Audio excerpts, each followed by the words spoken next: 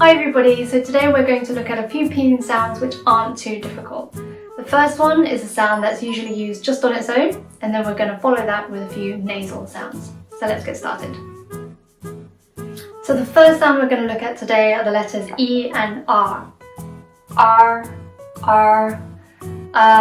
Usually this is either on its own or it's attached to the end of the word and then the E sound is almost kind of dropped. We're going to look at it just as a word on its own today. So it's very simple. You ready? R, R, R, R. Okay, so now we're going to look at some nasal sounds.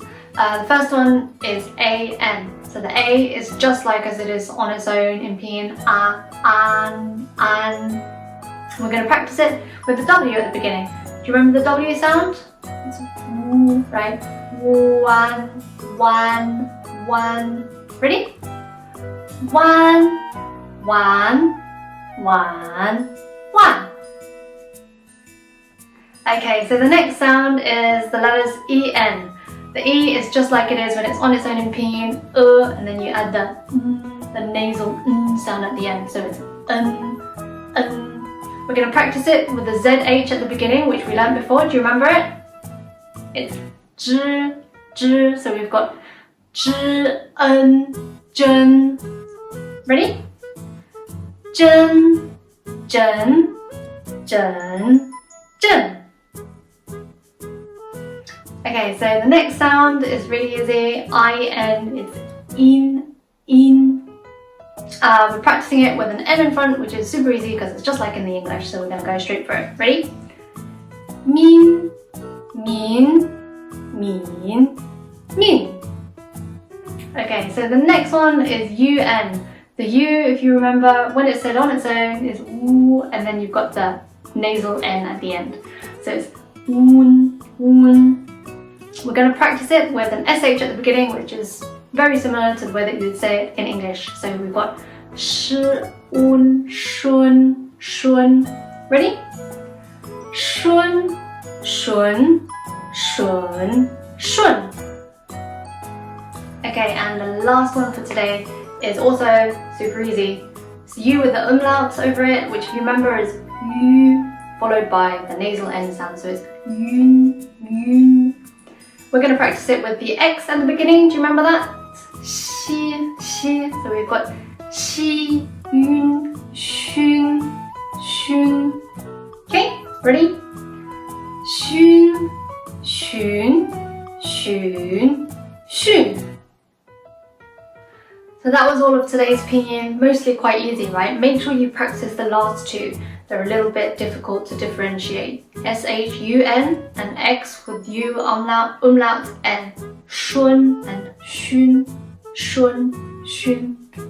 Okay, so before I go today, I'm going to go through the vocabulary from today's lesson. Just going to read through them quickly and a brief explanation of what they all mean. Okay?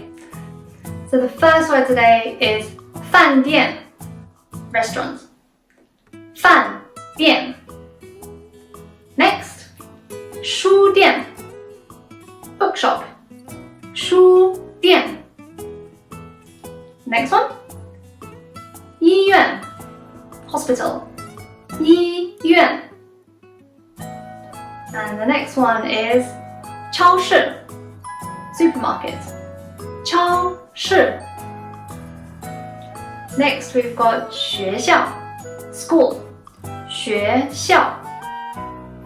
And then the last place we've got is 公司. So this is company, or it can be used to refer to the place where you work. 公司. Okay, now a few random bits of words. So first one is 地方, place. 地方. Hai.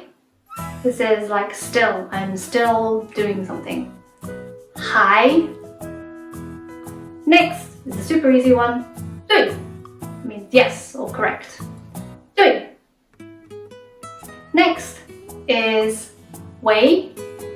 This means hello, but only really when you're answering the phone. So someone's calling you, you pick it up. 喂. The next one is 到 means arrive. 到. Next, le has a couple of different meanings, but here we are using it to indicate the past tense. All you need to do is put it at the end of a verb and it moves the whole sentence into the past tense, much easier than many European languages. Le. And there's no tone on it, it's neutral. Le. And the last one is 马上. It means soon or shortly or in a minute. 马上. So that's all the content for today's class. I hope the vocabulary practice is useful for you as well as the pinyin. Keep practicing.